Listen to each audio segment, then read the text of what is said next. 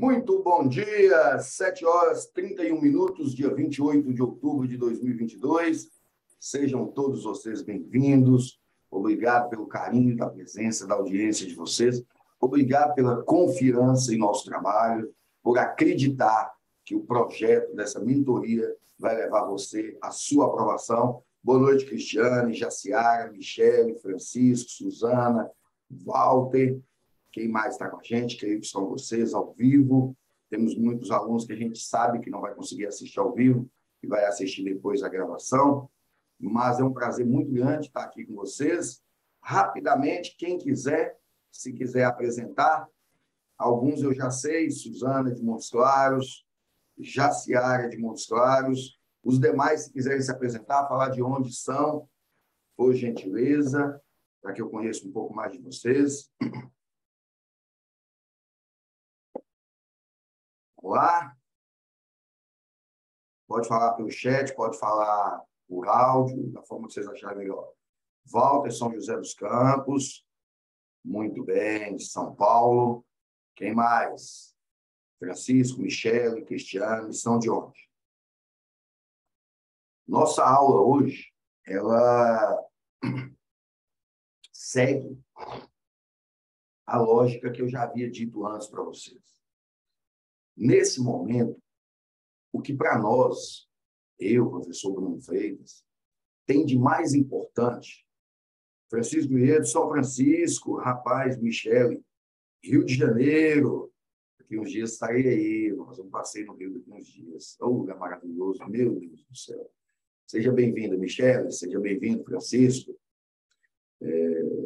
Acho que sou a única do Rio no grupo. Talvez seja mesmo. Eu não me lembro de outro lá. Eu já tive ex-alunos do Rio, Nova Iguaçu, Petrópolis, Niterói, mas eu creio que seja assim. Bom, gente, como eu estava dizendo, eu e o professor Bruno, uma das grandes preocupações que a gente tem é conseguir mostrar para vocês qual é o formato e que esse formato, a Jaciara é de São Francisco, achei que é de Montes Claros, Jaciara e Francisco, então, são conterrâneos aí. É mostrar para vocês que esse formato funciona, tá? Logo, depois que a gente terminar essa aula, ela vai estar gravada, eu vou postar no grupo, na plataforma, né? Para que aqueles que adquiriram a mentoria possam assistir, quem não pôde assistir ao vivo.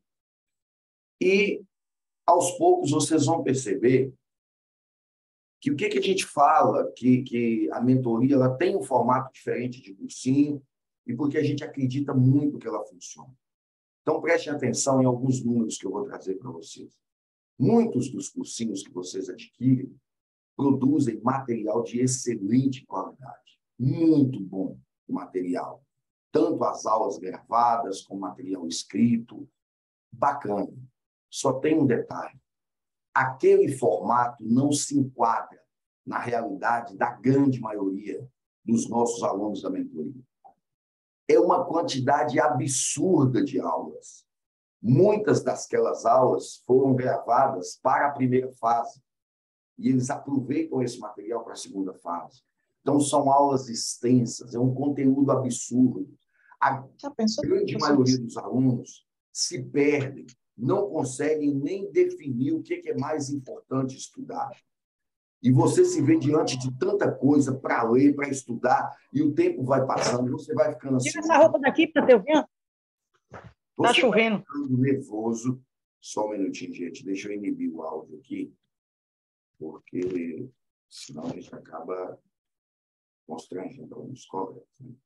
Aí, você vai ficando nervoso, ansioso, não consegue organizar seus estudos, porque você tem certeza que você não vai conseguir, em razão da quantidade de material. Isso é fato. Eu estou falando de algo que eu conheço. Sou professor há muitos anos.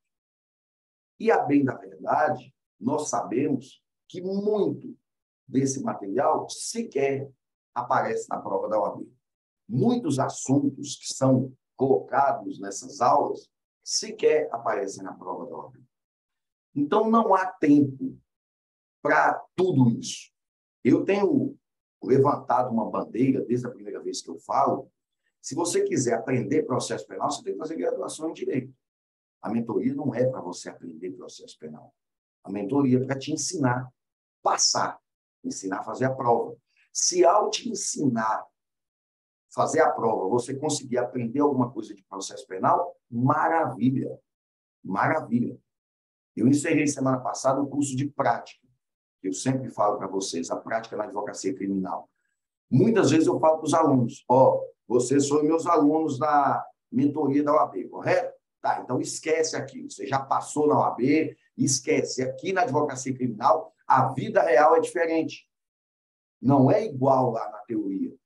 Então é isso. Aqui, eu preciso ensinar vocês o que é... Agora estou ouvindo, mas está em inglês também. Eu preciso ensinar vocês o que a FGV tem cobrado. Eu preciso ensinar vocês o que está caindo na prova. Eu preciso ensinar vocês como funciona a prova. Na prática, se você quiser aprender a advogar na área criminal, aí é lá no outro curso nosso, Advocacia Criminal na Prática, um dos produtos do Missão Criminalista. Pois muito bem. Dito isso, o que eu quero que vocês entendam é que você tem uma aula postada para você na segunda-feira, aula de 40, 50, 1 hora, 40, 50 minutos, 1 hora. Na terça, da mesma forma. Na quarta, da mesma forma. Na quinta, da mesma forma. Na sexta, uma aula ao vivo. Sempre, sempre nesse formato, nesse modelo, para que eu possa te ajudar a tirar suas dúvidas. Hoje vai ser comigo, porque hoje nós vamos fazer a introdução de tudo. Mas nas outras sextas, sempre comigo e o professor Bruno. Comigo e o professor Bruno. Primeiro eu, depois ele, ou primeiro ele, depois eu. A manhã inteira de aula ao vivo, para que você possa entender como funciona tudo que você viu durante a semana. Tudo que nós organizamos foi nesse sentido. Então, você vai fazer, nesse momento, uma autocrítica. As matérias que nós postamos, as 4 aulas, você domina? Está pronto? Não precisa ler mais nada? Já pode ir para a prova da OAB agora, em relação a essas matérias? Então, você entendeu a metodologia da mentoria. Você está pronto, você vai chegar lá e eu te garanto isso. Agora, se você, por um motivo ou outro, não assistiu uma das aulas, assistiu, mas não conseguiu estudar depois, está errado. Não vai haver tempo para que você volte para estudar essa matéria. Tem que ser matérias que acabaram. Ah, mas eu achei que ia ter mais aula. Acredite em mim. E professor Bruno, com mais de 10 anos de experiência na docência, essas 4 aulas são matérias que dá para vocês estudar dia e noite. Não adianta eu liberar todas as aulas, soltar todas as aulas para vocês, vocês não vão dar conta de absorver tudo isso. Vocês sabem, vocês são testemunha disso. Essa quantidade absurda de aula faz é te atrapalhar. Nós precisamos ser objetivos. Por exemplo, o professor Bruno falou lá de teoria do fato típico. Você domina tudo aquilo mesmo? Você já dá conta de escrever sobre aquilo? Se não, então está errado. Porque ele deu 1 hora de aula e você tem que gastar o resto do seu tempo para entender aquilo. Bombardear o nosso grupo de perguntas. Bombardear o meu WhatsApp, o WhatsApp do professor de Bruno de perguntas. Mentoria é isso. É nós estarmos do lado dos seus para tirar suas dúvidas em todo momento. Agora, o conteúdo foi dado, você não estudou? Eu dei uma aula de citações. Você domina as citações? Está pronto?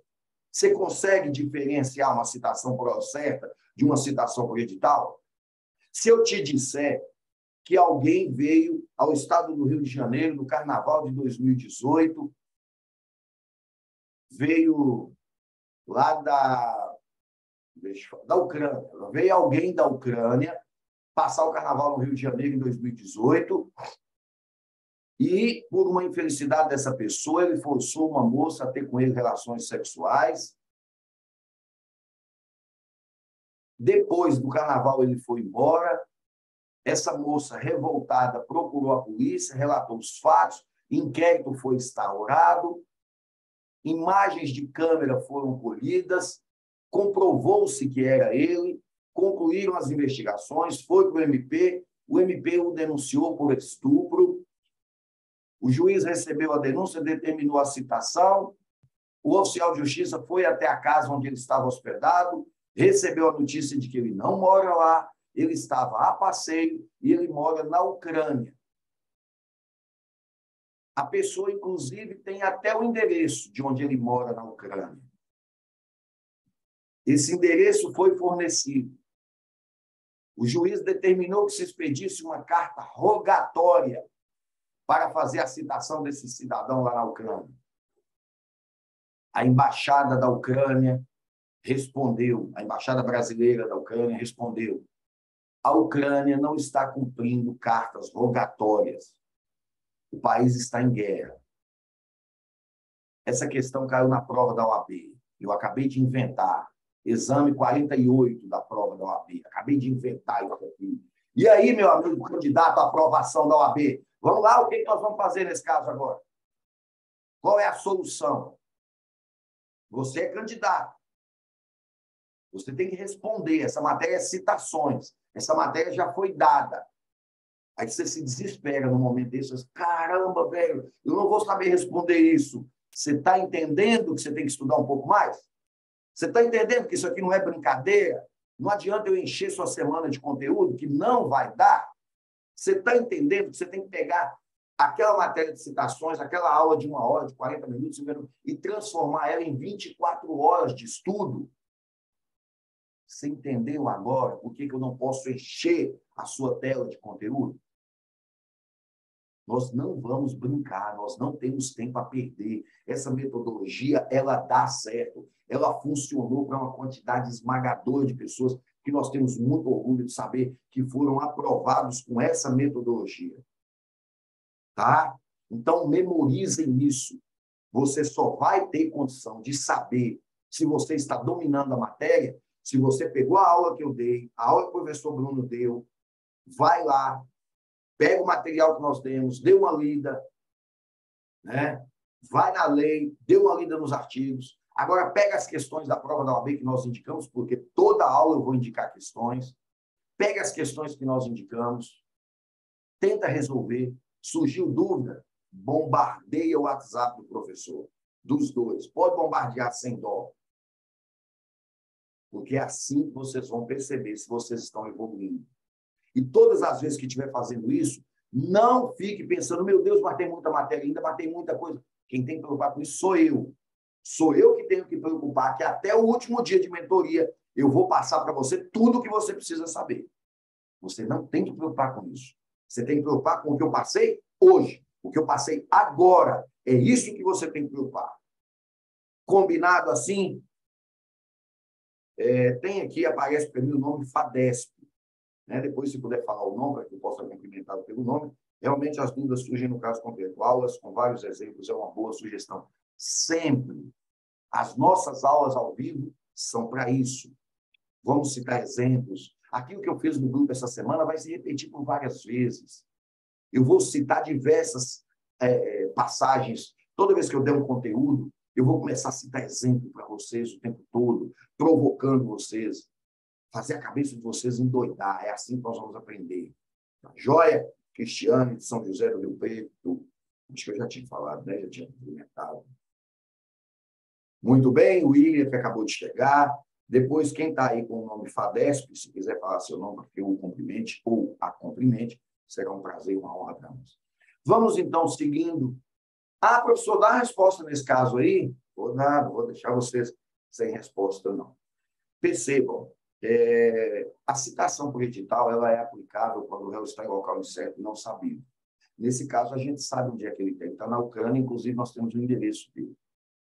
Porém, o Código de Processo Civil, quando veio ser implementado em 2015, trouxe uma nova modalidade de cabimento da citação por edital. Isso foi dito lá na aula. Local inacessível.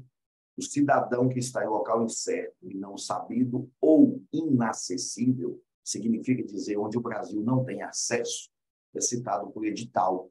O que significa que, nesse caso da Ucrânia, que o Brasil não tem acesso, porque as cartas rogatórias não estão sendo cumpridas, ele deverá ser citado por edital.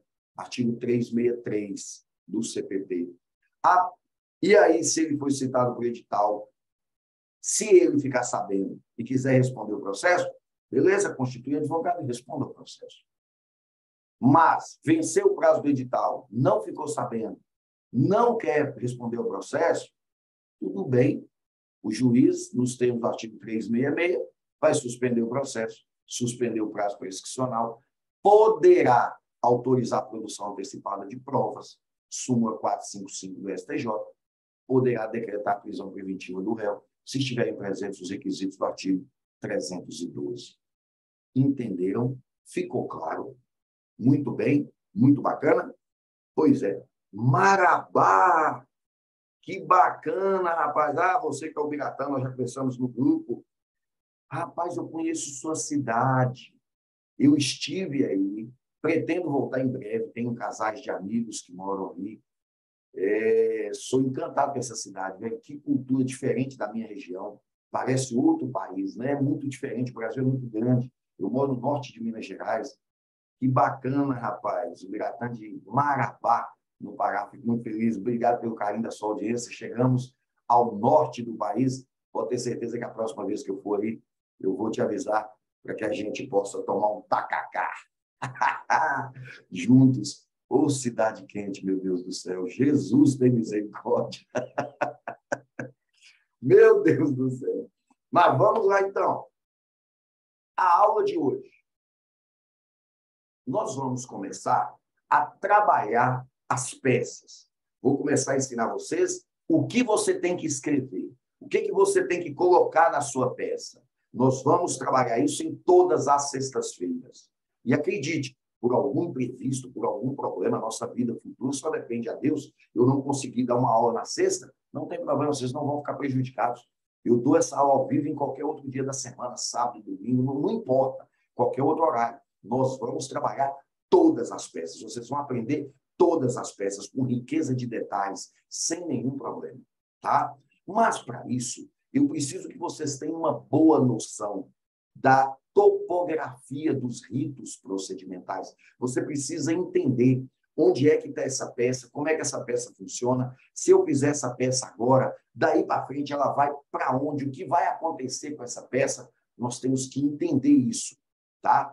Quando que eu faço uma peça olhando para trás, quando que eu faço uma peça olhando para frente. Então, mentalize tudo que nós vamos te falar, vai ficar gravado, você vai poder assistir quantas vezes você quiser, você vai poder testar quantas vezes você quiser. Eu vou abrir a página do Word aqui e vou fazer a peça junto com vocês. Isso vai ficar gravado, esse modelo vai ser enviado para vocês. Fiquem tranquilos, vai ser show. Mas algumas observações já nesse primeiro momento. Sempre que você vier assistir às nossas aulas, esteja com o seu vadimeco nas mãos. Se você não comprou ainda, tente comprar, tá? Se você já tem de 2020, 2021, 2022, já serve. O ideal é que seja 2022. Mas você tem 2021? Tá ótimo. Você tem 2020? Tá ótimo. Não preocupa, não. Tá bom demais, tá? A questão é você aprender a manusear. Nós estamos vivendo uma geração de alunos que não sabem manusear o vadimeco. E não sabem manusear porque no dia a dia nós temos um AB de bolso no celular. Nós temos aplicativos de todas as formas, de todas as espécies, de todas as matérias.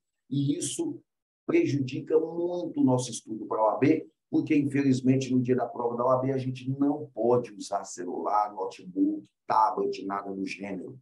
Você deve, então, saber manusear o vadimeco. E muitos de vocês têm essa dificuldade. Se eu pedisse agora, localize para mim a lei de interceptações telefônicas. Meu Deus do céu, termina a aula e vai ter gente que não achou ainda. Se eu pedir, localize a lei 929696, muitos vai terminar a aula e não conseguiram ainda. Sabe qual é o efeito? O efeito disso na hora da sua prova é que na hora da sua prova você está respondendo uma questão e essa questão fala sobre interceptação telefônica, lei 9296 de 96. Aí você começa a procurar essa lei no vadimeco e você não acha. E você vai ficando nervoso, você vai ficando apavorado. Aí você começa a olhar, o horário da prova está passando. E aí você olha para os colegas do lado e só vê nego furiando lá de merda. E você fica doido, não pode perguntar para ninguém. Sabe o que acabou de acontecer? Seu emocional foi para o espaço.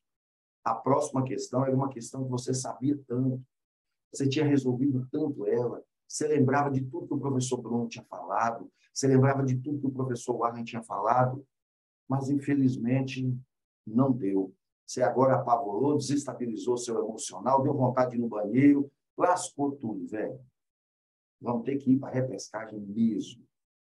Triste isso, né? Saber que você não passou sabendo a matéria. Você não passou porque não sabia manusear o vademecum, ficou nervoso na hora.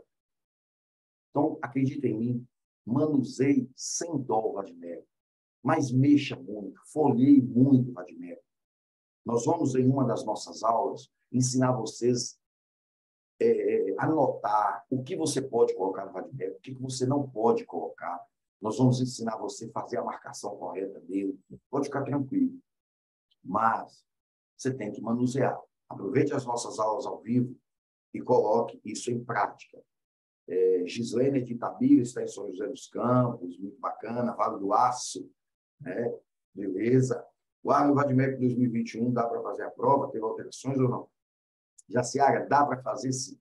Nós tivemos algumas alterações de lei pontuais aqui e acolá, uma lei, a Lei Mariana Ferrer, salvo engano, é de 2022, se eu não estou enganado e tal, mas isso não vai te prejudicar. Pode ficar tranquilo que dá para você fazer. Tá? Se durante a mentoria a gente descobrir as leis que vão cair, porque tem que ser leis anteriores ao edital, à publicação do edital, né? Se tiverem leis que vão cair, que não estão no vademecum, a gente fala o que é importante nessa lei para vocês. Não precisa um vademecum novo, zerado, para fazer prova. Não. Bom, já estou na repescagem de recurso 0,20, no recurso ganhei 0,10 e estou aqui. Cristiane, é a realidade de muitos. Eu tenho sofrido isso com todos os meus alunos, eu ajudo eles a fazer os recursos, e é triste o que a FGV faz, né? Mas não sei se isso é bom ou ruim, mas a FGV está com os dias contados na OAB, ela não vai mais aplicar a prova da OAB, não sei até quando é o contrato dela, mas eu já sei que não será renovado. De todo modo, nós não sabemos se isso é bom ou ruim, mas vamos trabalhar com o que a gente tem, vamos fazer a nossa parte. Beleza? Então, vamos lá. Vejam só. O que eu quero que vocês entendam sobre fazer uma peça processual? Primeira dica foi o vademecum. Segunda dica, não fiquem treinando peça digitando. Não faça isso. Não é para você fazer a sua peça digitando, não. Não. Você vai fazer a sua peça manuscrita. Tá? Se você entrar no site da OAB, FGV OAB lá no Google, FGV OAB, pega caderno de provas, não pegue o gabarito, não fique te auto-sabotando, isso é bobeira, isso é criancice. Eu vou pegar aqui o gabarito e tal. A responsabilidade é sua, eu não tenho nada a ver com a sua vida, né? Mas eu não te aconselho a fazer isso. Pegue o caderno de provas, sem as respostas. Lá tem 5 folhas em branco para rascunho. Use essas 5 folhas para você fazer a sua prova. Use essas 5 folhas para que você possa treinar a sua caligrafia, para que você consiga perceber o tamanho da sua letra, o tanto que você está escrevendo, o tanto de espaço que você gastou à toa, sem necessidade. Tá bom?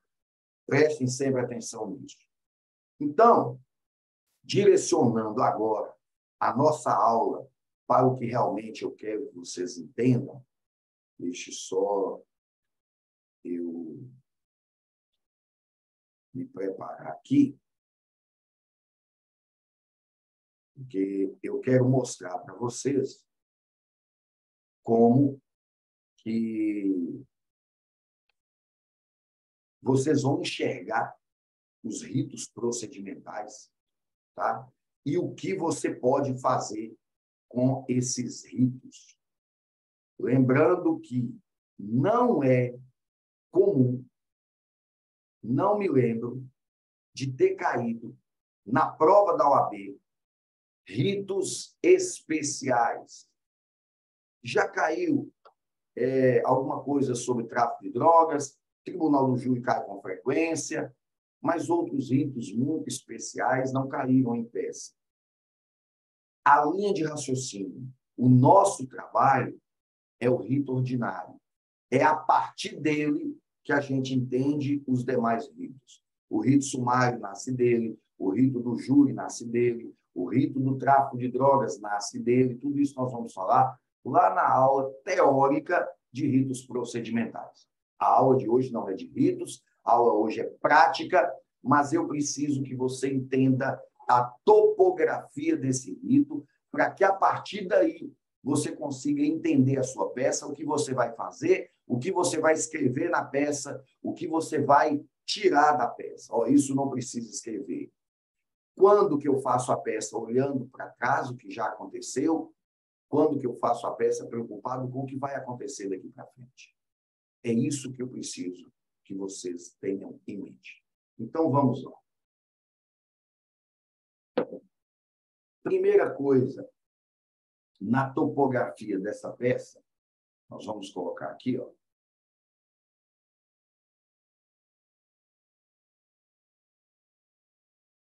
Rito ordinário. Pois muito bem. Ah, professor, o que é o rito ordinário? Vocês vão ver lá na aula de ritos, mas é um rito do procedimento comum. Nós temos procedimentos comuns, procedimentos especiais. Procedimentos comuns eu defino de acordo com a quantidade de pena. Se o crime tem pena até 2 anos, procedimento sumaríssimo. Se o crime tem pena maior do que 2, menor do que 4, procedimento sumário. Se o crime tem pena maior ou igual a 4 anos, rito ordinário. Então, procedimento ordinário, procedimento sumário, procedimento sumaríssimo. Tá? Então, muito bem. A partir daí, que a gente já sabe a divisão dos ritos do procedimento comum, nós sabemos que o rito ordinário é para crimes com pena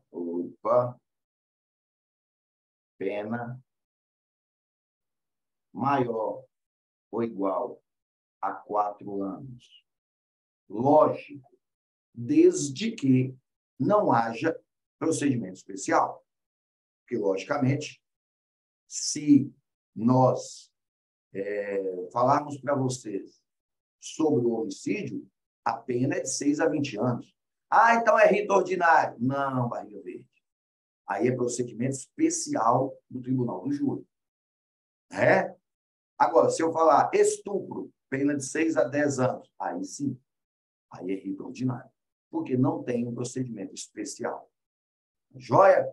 Os crimes que têm procedimentos especiais são crimes da Lei Maria da Penha, praticado por funcionário público no exercício da função, tráfico de drogas, crimes contra a honra,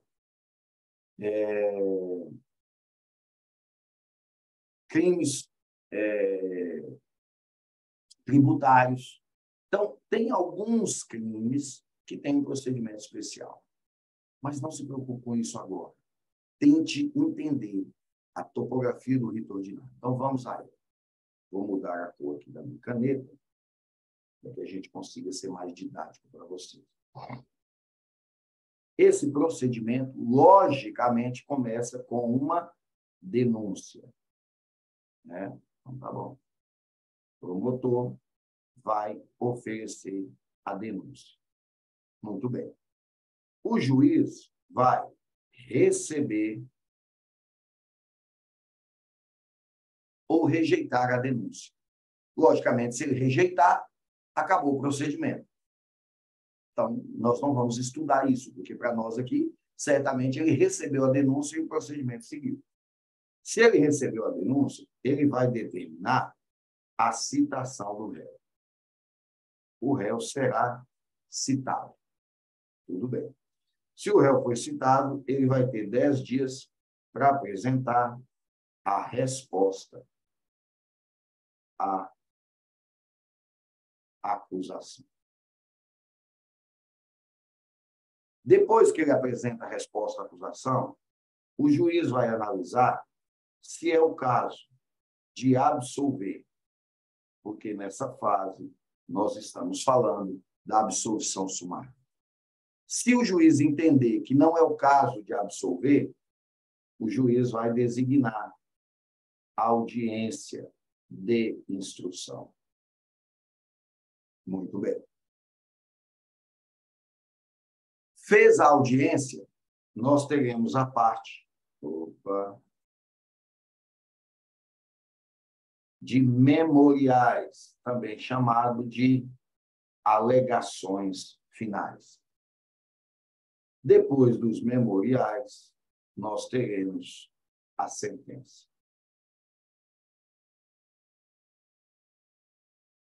Sugestão: você vai tirar um print dessa tela e vai colocar de papel de parede no seu celular. Você vai imprimir essa tela e vai colocar no espelho do banheiro da sua casa. Você vai colocar isso na porta do guarda-roupa da sua casa. Você vai colocar isso na porta da geladeira da sua casa.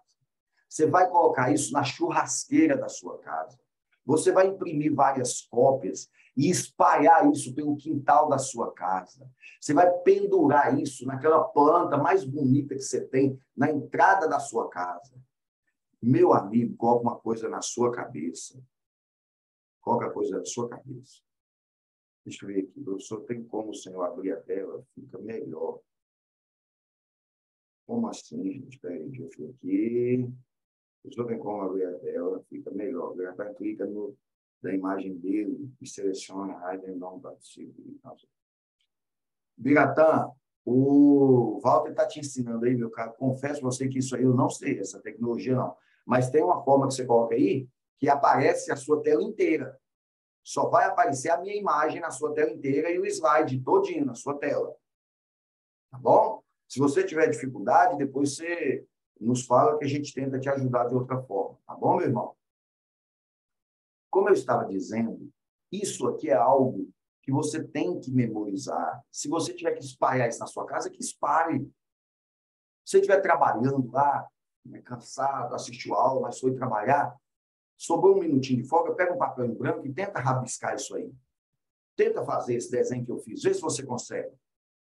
Tá? Dê uma olhada e fala assim, ó, deixa-me ver aqui. Denúncia, recebeu a denúncia, cita o réu, resposta à acusação, absolvição sumária, audiência, alegações finais e sentença. Pronto. Você consegue fazer isso? Você está no caminho certo. Sabe por quê? Isso aqui é o que você precisa ter em mente na hora que você pega a peça para fazer. Por quê? Porque você vai perceber. Ótimo, Walter. Parabéns, meu caro. Muito obrigado pela sua proatividade. Olha só. Só existem duas peças possíveis de você fazer na marcha processual. A resposta à acusação ou a peça de memoriais. Percebam, a denúncia não é você que faz, é o promotor. Recebimento da denúncia não é você que faz, é o juiz. Citação não é você que faz, é o oficial de justiça. Resposta à acusação é você que faz. Absolvição não é você que faz, é o juiz. Audiência não é você que faz, é o juiz. Memoriais é você que faz. Sentença é o juiz que faz. A partir disso, eu consigo te demonstrar o seguinte.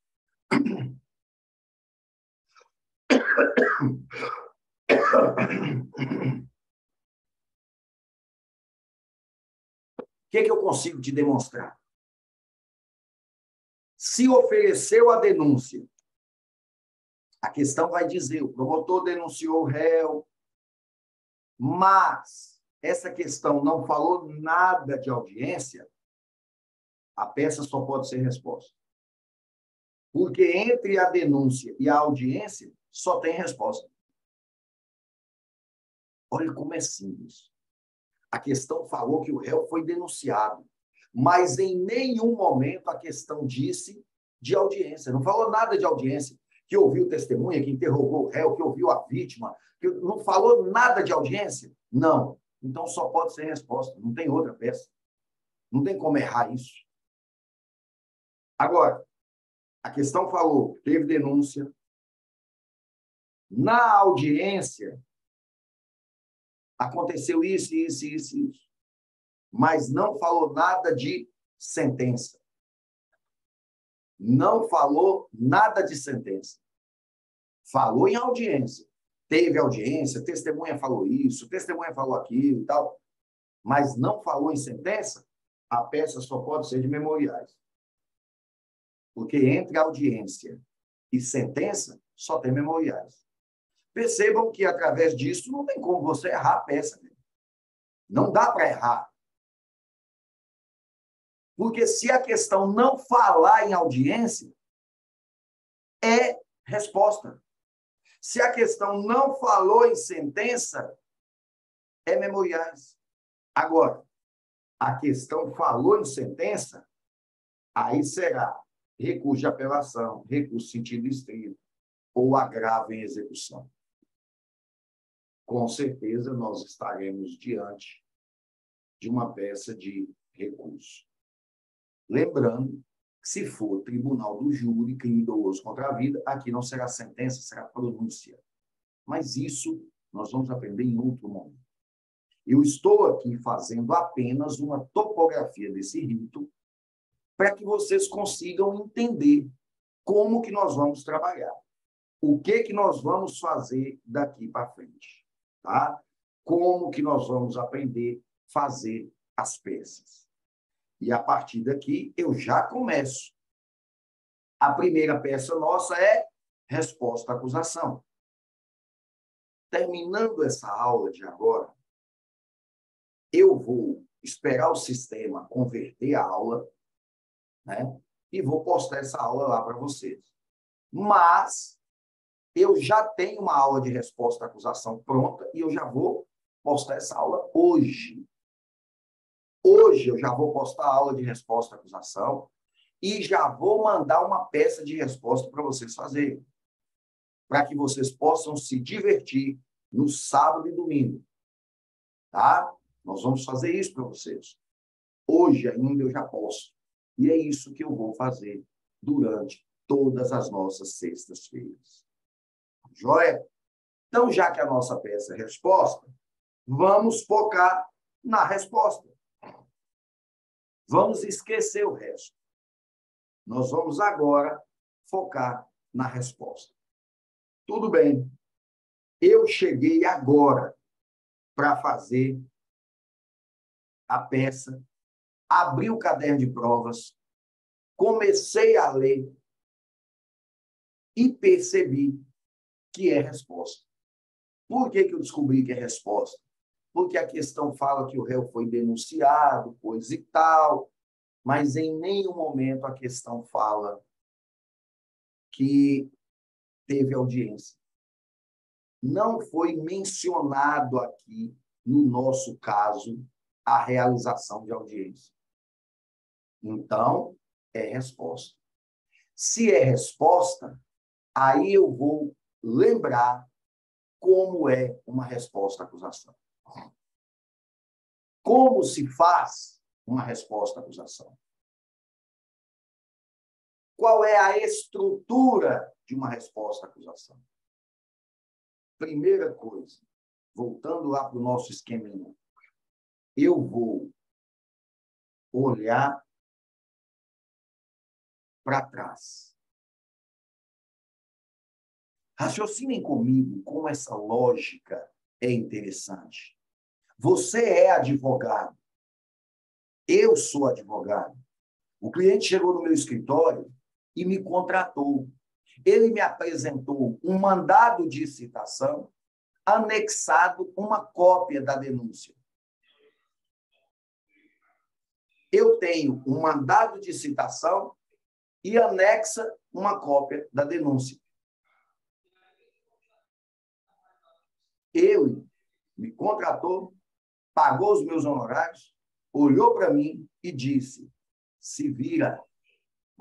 Doutor, Se vira que você não é quadrado. É assim que a mãe da gente fala com a gente? Foi assim que o cliente falou com você. Se vira, doutor. Você não é quadrado. Bom, aí eu te pergunto, quando a denúncia foi elaborada, você estava presente? Não. Quando o inquérito foi feito, você estava presente? Na maioria das vezes, na vida real, não. Na prova da OAB, nunca. Você não estava presente. Quando o juiz recebeu a denúncia, você estava presente? Não. Quando o réu foi citado, você estava presente? Não. Então, significa dizer que de hoje, do momento de apresentar a resposta à acusação para trás, você nunca esteve presente. O que significa dizer que a prova da OAB é obrigada a te fornecer todos os elementos referentes à denúncia, recebimento da denúncia e citação. Por quê? O primeiro bloco de assunto jurídico da sua peça são as preliminares.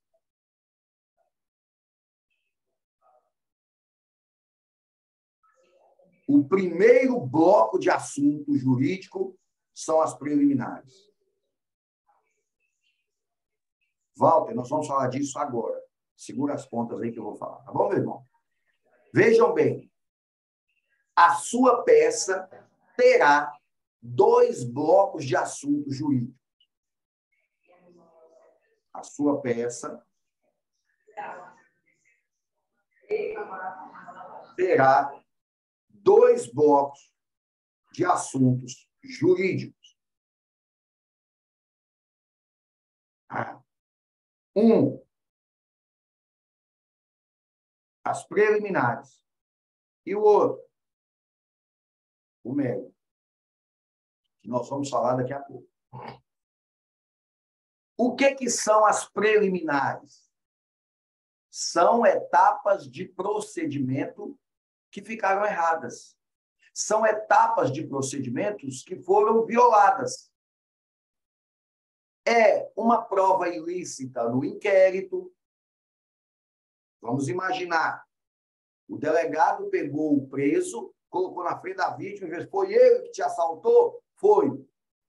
Mas o reconhecimento não é dessa forma. O artigo 226 estabelece um outro procedimento. Então, nós temos uma formalidade que não foi observada, que foi violada. Essa prova é, portanto, ilícita. Ela tem que ser desentranhada dos autos. Então, percebam que a primeira coisa que você vai alegar na resposta à acusação, o primeiro bloco de assuntos sempre será preliminar. O primeiro bloco de assuntos de uma resposta à acusação é a preliminar. Lembre-se disso. As preliminares são formalidades que não foram observadas. Por isso que a gente chama direito formal. São formalidades que não foram observadas. Volto a dizer, uma prova ilícita no inquérito, um recebimento da denúncia de forma incorreta, uma citação errada, muito comum de cair na prova da OAB, citações erradas. Se alguma formalidade não foi observada, você vai suscitar, arguir na sua peça em preliminar e vai pedir a nulidade do processo. Aqui, meus diletos e amados catarrentos, prestem atenção no que eu vou falar com vocês. Podem anotar, isso é importante. Anote, passa marca texto, grife. Se você estiver digitando tudo que eu falo, digite em caixa alta, Arial Black, tamanho 22. Peça da OAB não é redação do Enem. Peça da OAB não é redação do Enem. Portanto, divida a sua peça em capítulos. Organize as suas ideias. Não vá fazer um texto dissertativo, igual o professor te ensinou a fazer uma redação, com argumentos. Não é assim, criatura. Peça da OAB, ela tem que ser dividida em assuntos devidamente organizados, para que facilite a correção do examinador. O examinador está com a sua vida nas mãos. Facilite o trabalho dele para que ele passe a te amar e não te odiar.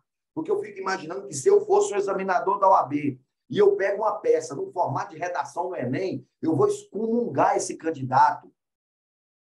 Pô, filho da puta, como é que você faz uma peça dele? Como é que eu vou corrigir isso aqui? Como é que eu vou descobrir no meio dessa redação onde é que está a nulidade, onde é que está o mérito, onde é que está a tese principal, onde é que está a tese subsidiária? Não dá, velho. Ele não vai corrigir a sua peça. Ele não vai ver que você arguiu em uma tese e aí você vai ter que recorrer. Sabe o que eu estou querendo dizer com isso? Que a sua peça tem que ser dividida em capítulos, em assuntos devidamente organizados. Preliminarmente, na linha de baixo, da nulidade da citação, comece a escrever. A citação desse processo está nula. Ponto final. O oficial de justiça foi na casa do réu apenas uma vez. Ponto. Presumiu que o réu estava ocultando-se para não ser citado. Ponto. Mas isso não ocorreu. Ponto. O portão estava fechado. Ponto. Não havia ninguém em casa. Ponto. O réu não pode, o oficial não pode presumir que o réu estava se ocultando. Ponto. Para a citação por hora certa, exigem 2 requisitos. Ponto. Um deles, o réu está se ocultando. Ponto. O segundo deles, o oficial ter ido na casa 2 vezes. Ponto. Ele não cumpriu nenhum desses 2 requisitos. Ponto. Foi violado o artigo 362 do CPP, combinado com o artigo 252 do CPC. Ponto. Estando nula a citação, está nulo todo o processo desde então. Ponto. Agora eu vou falar de outra coisa. Salta uma linha e escreva outro título. Divida a sua peça em capítulos, cada um com um título. Organize as ideias. Pelo amor de Deus. Se não anotou, anote ainda. Prova da OAB não é redação do Enem. Peça da OAB não é redação do Enem. Divide essa porcaria em capítulos que vai ficar fácil para você organizar suas ideias, não esquecer nenhuma tese e facilita a vida do examinador. Ele está com o seu futuro em mãos. Seja bonzinho com ele, passe a amá-lo, faça coraçõezinhos para ele.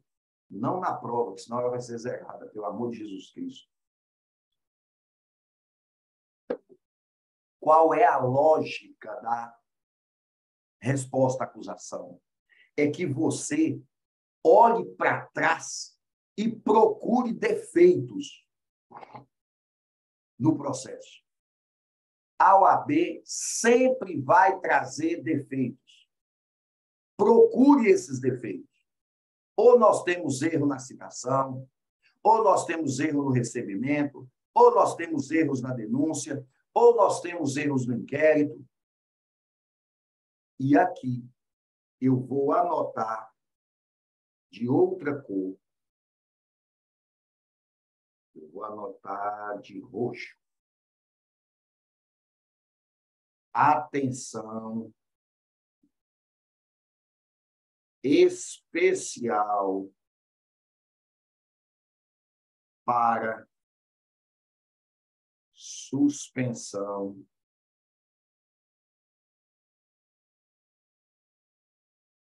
condicional do processo. Atenção especial para a suspensão condicional do processo.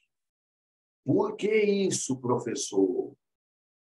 Porque muitas vezes, quando cai resposta à acusação, caberia suspensão condicional do processo e o promotor não ofereceu. E aí você vai arguir preliminarmente da suspensão condicional do processo. No presente caso, é cabível suspensão condicional do processo. Ponto. O artigo 89 da Lei 9.099 de 95 estabelece condições que se encaixam nesse caso. Ponto.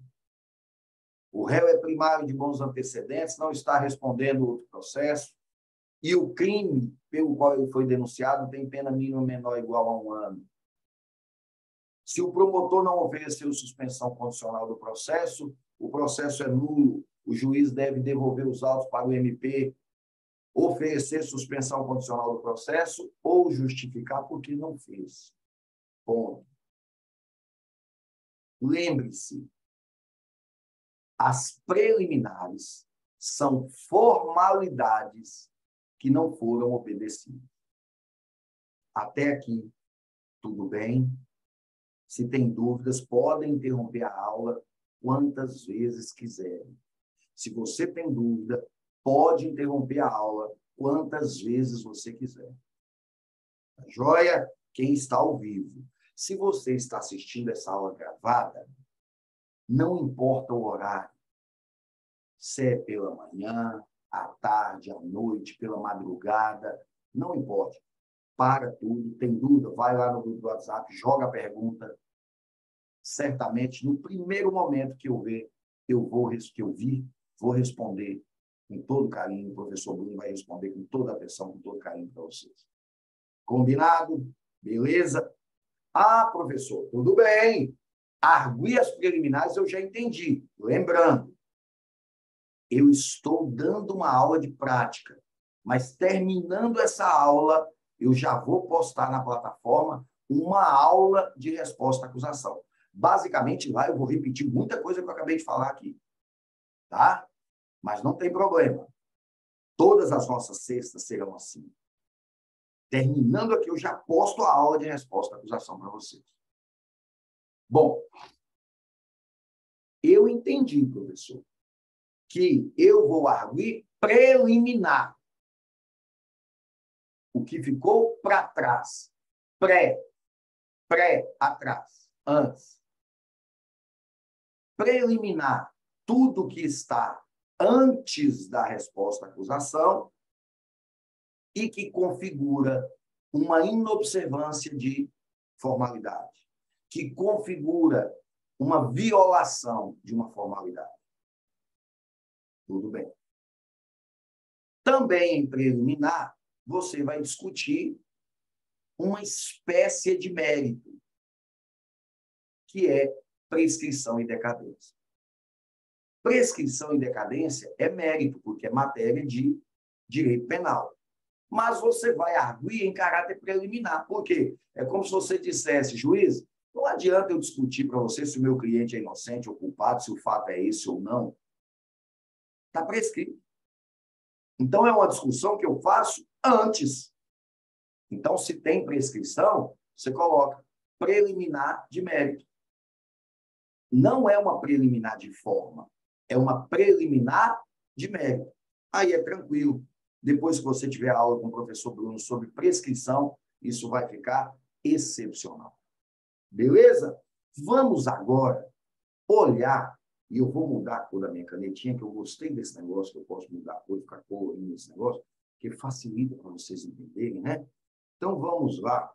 Agora, eu quero que vocês entendam o que eu vou alegar além das preliminares. Lembra que eu falei que nós temos 2 blocos? Sim, Um deles é as preliminares. O outro é o mérito.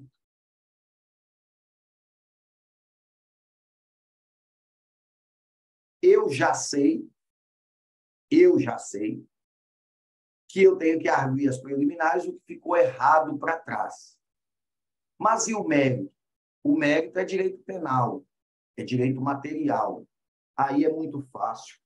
O mérito na resposta à acusação sempre será o artigo 397 do CPP, o inciso 1º, o inciso 2º, o inciso 3º e o inciso 4º. Ah, professor, você está de zoeira. Não é só isso, não. Eu aposto com você. Eu aposto o que você quiser, se você vai pegar uma resposta à acusação, e não vai ser o que eu acabei de te dizer. Ah, mas não pode ser simples assim. É simples assim. Se alguém complicou para você, fez errado. Fez errado. É simples, sim. Resposta à acusação é preliminar. O que está errado, mérito. Absolvição do artigo 397. Ponto. Mais nada.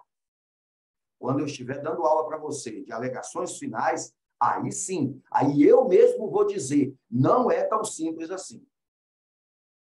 Alegações finais, definitivamente, não é tão simples igual a resposta à acusação. Alegações finais é, na minha opinião, a peça mais difícil que nós temos na prova da OAB. Mas nós vamos fazer ela ficar bem fácil.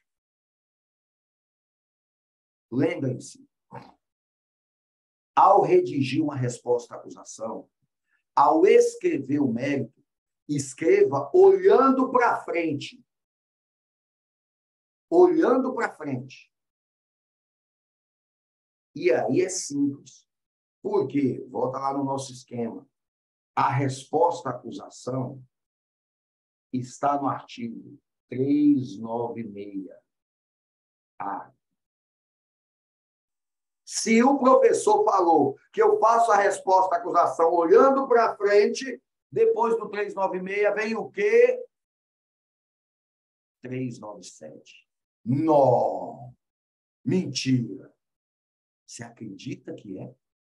Depois do 396 vem o 397. Você sabia disso? Pois é, criatura. É só isso que você precisa saber para fazer uma peça de resposta à acusação. É só isso que você precisa saber para fazer uma peça de resposta à acusação. Veja se tem lógica um negócio desse. Veja se tem base. É só isso, professor? É. Preliminarmente, se tem alguma coisa errada, depois, o mérito, olhando para frente, depois do 396A vem o 397. O que tem no 397? Inciso 1º, excludente de ilicitude. O próprio artigo 397, inciso 1º, se você pegar o seu vade-mecum aí agora e olhar, embaixo dele tem assim, vide artigo 23, 24 e 25 do Código Penal. Ah, professor, isso não é tão simples assim, não. É que você não estava no dia que eu fiz a prova. Eu sofri demais nessa prova. Sofreu porque quis. Sofreu porque estava estudando errado. Porque é simples assim mesmo. Se você faz a resposta à acusação no 396A, logo após é o 397. O 397 tem, inciso 1º, excludente de ilicitude. Embaixo do seu vade-mecum tem, vide artigo 23, 24 e 25. O que quer dizer? Se o seu cliente agiu, se o seu cliente agiu em legítima defesa, estado de necessidade, exercício regular do direito, estrito cumprimento do dever legal, exclui-se a ilicitude, portanto, ele deve ser absolvido. Artigo 25. Age em legítima defesa quem, usando moderadamente dos meios necessários, repele injusta agressão atual ou iminente contra direito seu ou de outro. Ponto. Legítima defesa, artigo 25. Aí você vai. Do mérito da legítima defesa. O réu agiu em legítima defesa. Ponto. Deve ser absolvido nos termos do artigo 397, inciso 1º. Ponto. Agiu em legítima defesa porque usou moderadamente dos meios necessários, já que deu apenas um tiro. E era a única coisa que ele tinha no momento para fazer. Ponto. Ele estava repelindo injusta agressão, porque isso, ponto. E repeliu injusta agressão a direito seu, porque ele estava sendo agredido, ponto. Desse modo, estão presentes todos os requisitos do artigo 25 do Código Penal, ponto. Estando reconhecida a legítima defesa, o réu deve ser absolvido, ponto. Acabou.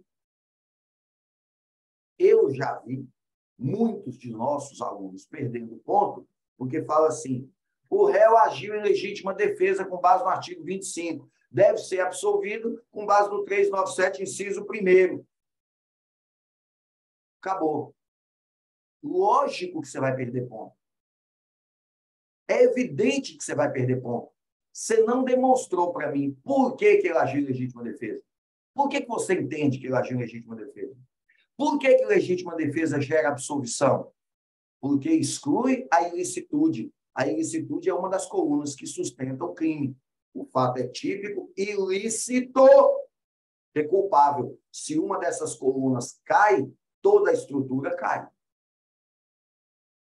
Não adianta você colocar o réu agir em legítima defesa, por isso deve ser absolvido. Aí você vai assim, mas todo mundo sabe disso, o examinador tinha que saber. Sim, criatura, mas a ideia é, você tem que demonstrar para o examinador que você domina a matéria, que você sabe. Se ele agir em estado de necessidade, tem que ser absolvido. Se ele agir em legítima defesa, tem que ser absolvido. Se ele agiu amparado por uma excludente de ilicitude tipo estrito cumprimento de dever legal, tem que ser absolvido. Se ele estava no exercício regular do direito, tem que ser absolvido. Mas, digamos que no seu caso não tenha nenhuma excludente de ilicitude. Lá apareceu uma excludente de culpabilidade. Inciso 2º. Deixa eu escrever isso aqui. Excludente. Ilicitude.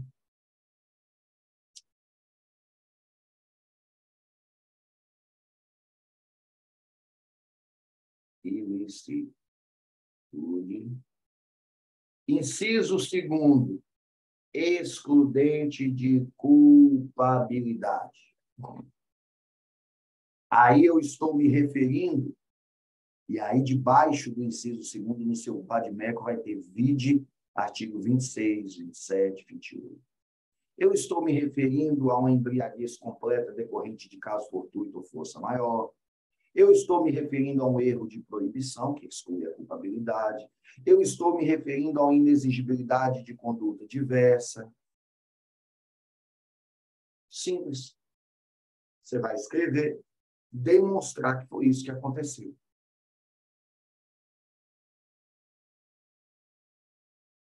Exatamente, Cristiano. Você tem que fundamentar.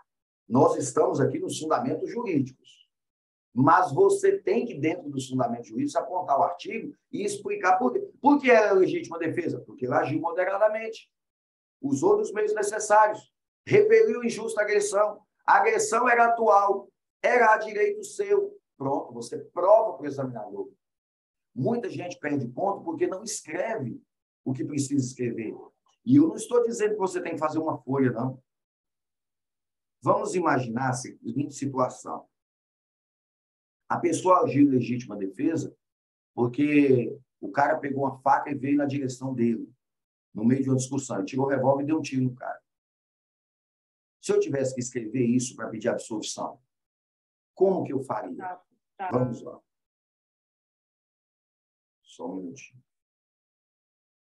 Se eu tivesse que fazer isso, como que eu escreveria? O réu agiu em legítima defesa. Bom, o réu deve ser absolvido nessa fase processual. Bom, quando ele atirou, a vítima ia na sua direção com uma faca para agredir. Bom, portanto, a agressão era atual. Ele usou moderadamente dos meios necessários. A única coisa que ele tinha era uma arma. Ele deu apenas um tiro. Essa agressão era injusta, porque em nenhum momento ele tinha feito nada contra a vítima que justificasse a postura da vítima. Ponto.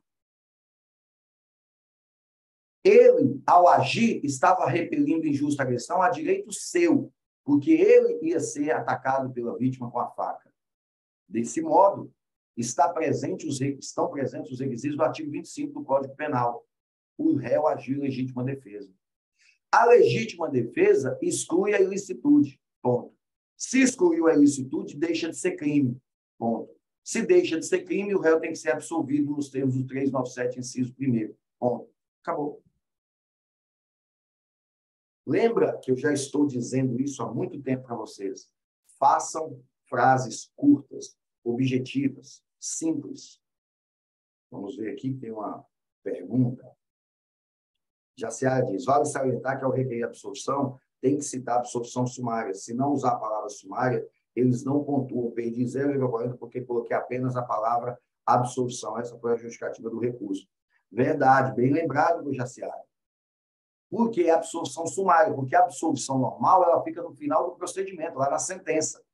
E é a absolvição sumária. Por que sumária? Resumida, antes de terminar o procedimento. E por que isso? Porque tem provas. E um detalhe que lá na aula de resposta à acusação vocês vão ver é que eu não posso pedir absolvição sumária com base no indúbio pro réu. Eu só posso pedir absolvição sumária quando houver certeza do que eu estou pedindo. E tem juízo de certeza na questão de que ele agiu em legítima defesa. Tá? Agora, Jaciara está falando, provavelmente, da absolvição sumária do Tribunal do Júri, do artigo 415. Não deve nem ser dessa aqui. Deve ser do 415. E aí, Jaciara, eu vou te pedir para não confundir. Tá? Quando você faz as peças do Tribunal do Júri, que são recurso em sentido estrito, ou então alegações finais, no rito do júri, você tem que falar absolvição sumária mesmo, porque é evitar que o réu vá a júri. No rito ordinário, você tem que falar absolvição sumária também, mas aqui as fundamentações são diferentes. Tá joia, meu anjo? Eu acredito que a prova que você fez tinha Tribunal do Júri. Essa absolvição sumária do Tribunal do Júri, ela fica no final do procedimento, depois das alegações finais. Aqui não, aqui nós estamos falando da absolvição sumária do rito ordinário. Aquela absolvição sumária no início do procedimento, antes de haver audiência. Artigo 397. Beleza? Tranquilo? Foi bom você ter perguntado, que permitiu eu fazer esse esclarecimento. Logicamente, em momentos futuros, nós vamos abordar as outras peças e vamos falar disso aí também. Beleza? Voltando ao nosso esqueminha, o inciso 3º fala... Oh, caramba.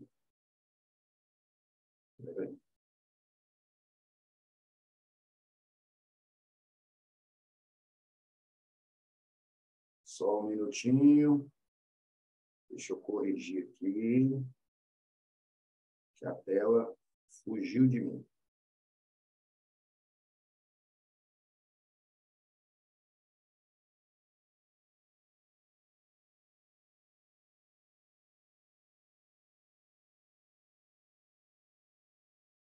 Pronto, a tela voltou. Aí, excludente de culpabilidade, a próxima agora. O fato não é crime. Aí você vai pedir a absolvição do réu porque o fato não é crime. Isso aqui, quando cai, está se referindo à tipicidade. Aqui é saber se o fato é típico ou não.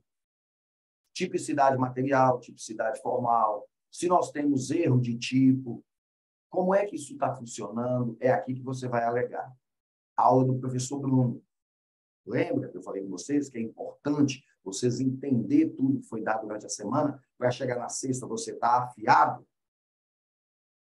E o último aqui é causa excludente, não é causa excludente, não, causa, último inciso do 397, extinção da punibilidade, causa extintiva da punibilidade, causa extintiva da punibilidade. Aqui nós estamos falando de prescrição, decadência. Se você vai alegar que o fato está prescrito, ao final, você vai pedir para absolver o réu, alegando que o fato está prescrito com base no 397, inciso 4º, e, logicamente, os artigos referentes à prescrição. Beleza? Percebam, resposta à acusação é isso. Resposta à acusação é você preocupar em dividir a sua peça em 2 blocos, as preliminares, o que ficou errado para trás, o mérito, o que você pode alcançar para frente. Simples assim. A última observação dessa aula de hoje, ao vivo. Você faz a resposta à acusação olhando para a próxima fase. O mérito é olhando para frente. É olhando para a próxima fase. A próxima fase é a absolvição. Se o juiz não absolver o réu, ele tem que marcar audiência. Não há possibilidade de o juiz condenar o réu nessa fase. Eu vou repetir para que fique claro. Não há possibilidade de o juiz condenar o réu nessa fase. Não há possibilidade. O que acontece nessa fase é que o juiz vai absolver o réu ou designar audiência. O que eu quero te dizer com isso? Não cite, não mencione na resposta à acusação atenuantes e causa de diminuição de pena. Pelo amor de Deus, barriga verde. Se você está falando em atenuante e causa de diminuição de pena, significa dizer que você já está entendendo que tem uma sentença condenatória e você quer que o juiz reconheça atenuante, reconheça causa de diminuição de pena. Na absolvição sumária não existe isso. Na absolvição sumária não há possibilidade do juiz apreciar causa de diminuição de pena ou atenuante. Por quê? Porque ele não vai condenar ninguém. O juiz só pode absolver ou designar audiência. Se caiu na prova da OAB a resposta à acusação, é lógico e evidente que é para você pedir a absolvição do réu. Eu te dou certeza que vai ter uma tese de absolvição lá. Isso é fato. Entenderam? Não importa se a questão fala que o réu confessou, que ele tinha menos de 21 anos na data dos fatos. Isso não importa para fins de atenuante, porque nós não estamos falando de sentença agora. Se ele tinha menos de 21 anos na data dos fatos, isso importa para fins de prescrição. De prescrição. Aí, em outro momento, nós vamos falar disso. Ficou claro? Entenderam? Beleza? Walter, não tenha dúvida, cara. Se cair resposta da acusação, a grande maioria vai bem, porque é a peça mais simples, é a mais fácil, tá? Eu também ia ficar muito feliz. Eu até apostei que na prova passada seria a resposta da acusação, porque já tem muito tempo que não cai, mas não foi. De todo modo, nós vamos nos preparar para todas elas, quais sejam elas. Beleza? Gente, alguma pergunta, alguma observação? Essa é a nossa aula de hoje. Terminando aqui, eu já vou postar uma aula de resposta à acusação, já vou postar uma peça para que você possa fazer. Tem alguma observação, alguma coisa que eu não falei que você gostaria que eu falasse?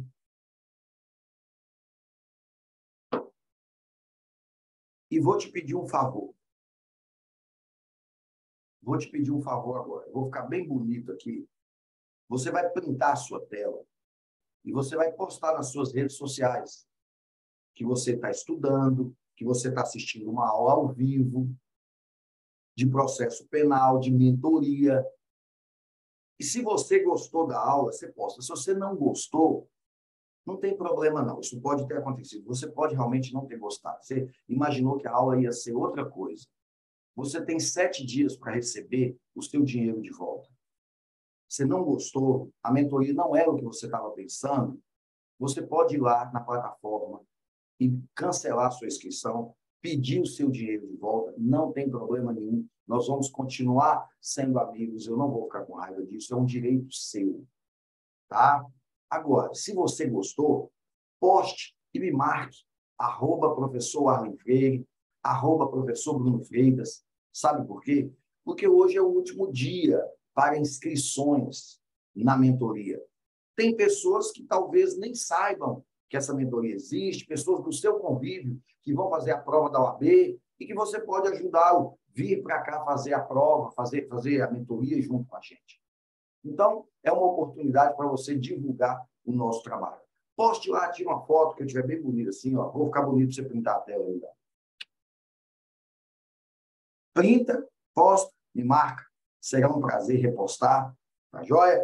Deixa eu ler aqui algumas perguntas que chegaram.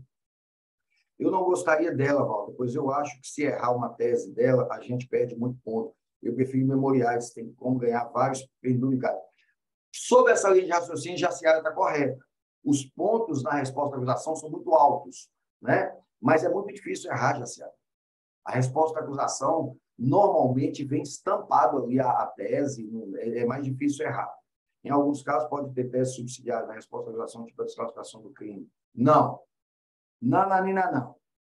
Jaciara, excelente pergunta. Resposta à acusação não tem tese subsidiária. Porque se você fala de desclassificação do crime, você já está dizendo que o juiz vai proferir uma sentença, desclassificando o crime. Não há possibilidade disso agora. Na resposta à acusação é teses preliminar pedindo para anular o processo e absolvição do réu. Só. Beleza? Gente, grande abraço. Que Deus abençoe a todos. E a gente se vê na próxima aula ao vivo. E a gente se fala no nosso grupo, no decorrer da semana, no final de semana, a hora que vocês quiserem. Que Deus abençoe a todos. Bons estudos e até lá. Valeu! Um abraço, professor. Até mais. Bom final de semana a todos.